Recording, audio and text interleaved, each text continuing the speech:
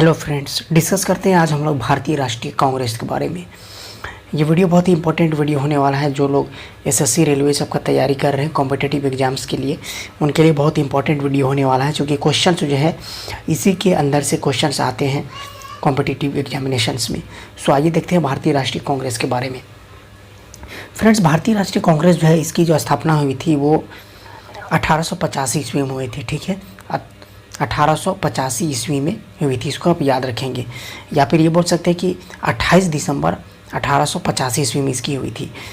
जब इसकी स्थापना हुई थी तो उस टाइम जो वायसराय थे वो थे लॉर्ड डफरिन, यानी कि लॉर्ड डफरिन के निर्देश पर ही भारतीय राष्ट्रीय कांग्रेस की स्थापना हुई थी।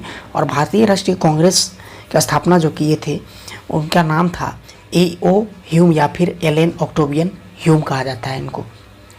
भारतीय राष्ट्रीय कांग्रेस का जो प्रथम अधिवेशन हुआ था वो था 28 दिसंबर 1885 को हुआ था, बम्बई में हुआ था।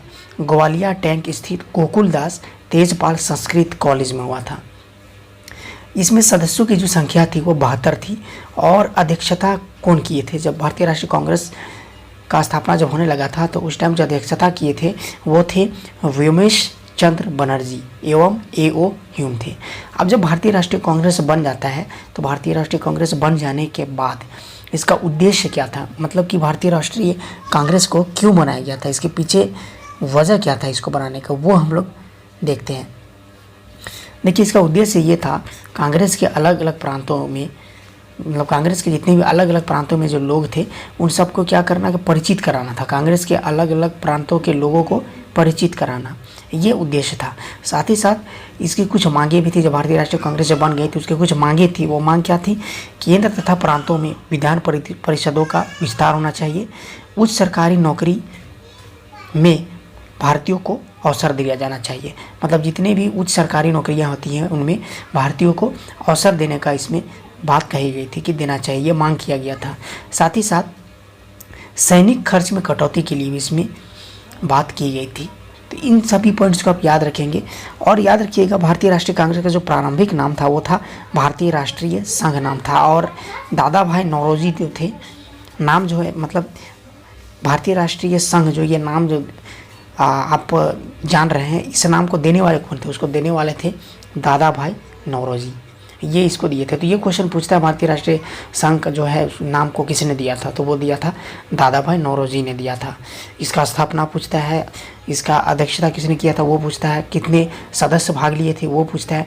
तो ये सभी क्वेश्चन जो हैं बहुत ही इंपॉर्टेंट क्वेश्चन जो एग्जाम में बार बार रिपीट होते हैं और इससे क्वेश्चन एग्जाम्स में आते हैं। अगर आप इतना पढ़ लेते हैं तो क्वेश्चन जो है इससे आपको टच हो जाएगा। कुछ कुछ क्वेश्चंस जो अगर टच नहीं होता है तो इसके लिए आप जो हायर बुक्स होते हैं उनको आप रीड कर सकते हैं। ठीक है, तो अब साथ ही साथ इसमें कुछ कथन भी दिए गए थे, कुछ विभूतियों के द्वारा, कुछ लोग थे उनके द्वारा कुछ कथन दिया गया था जो कि एग्ज़ाम में पूछ लिया जाता है। जैसे एक कथन था, यानी कि डफरिन ने कहा था कि सूक्ष्मदर्शी अल्पसंख्यकों की संख्या, कहने का मतलब भारतीय राष्ट्रीय कांग्रेस को इन्होंने कहा था सूक्ष्मदर्शी अल्पसंख्यकों की संख्या।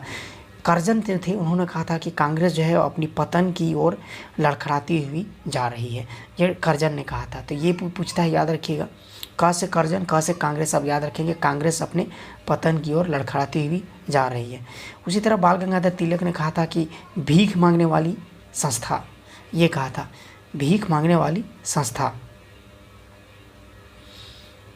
और चौथा नंबर जो है फिरोज शाह मेहता ने कहा था कि कांग्रेस की आवाज़ जनता की आवाज़ नहीं, कांग्रेस की आवाज़ जनता की आवाज़ नहीं। तो इन सभी पॉइंट्स को आप याद रखेंगे। यहाँ पर एक थोड़ा तो मिस्टेक हो रहा है कि सूक्ष्मदर्शी अल्पसंख्यकों की संस्था है ये, ठीक है, संख्या नहीं है, संस्था है। डफरिन ने कहा था सूक्ष्मदर्शी अल्पसंख्यकों की संस्था। तो इसको आप याद रखेंगे, इसी से क्वेश्चन जो एग्जामिनेशन में आते हैं। सो आई होप आपको वीडियो अच्छा लगा होगा। अगर वीडियो आपको अच्छा लगा तो चैनल को सब्सक्राइब करें और इस वीडियो को ज़्यादा से ज़्यादा शेयर करें और चैनल को ज़रूर से ज़रूर सब्सक्राइब किए। बहुत सारे लोग जो है फालतू चैनल्स को सब्सक्राइब करके रखते हैं, लेकिन जो काम वाली चीज़ होती है, जिससे हमें शिक्षा मिले, जिससे हमें जानकारी मिले, उन सब चैनल्स को लोग सब्सक्राइब नहीं करते हैं। बाकी जितने भी चैनल्स है जो बेकार के चैनल्स होते हैं उन सबको सब्सक्राइब करके रहते हैं। तो अगर कोई कुछ अच्छा काम कर रहा है तो उसको सपोर्ट करना चाहिए। तो आप सब्सक्राइब करें चैनल को और वीडियोस पाने के लिए आप इस चैनल पर बने रहिए। सो आज की वीडियो में इतना ही। Thank you, bye bye, have a nice day and night.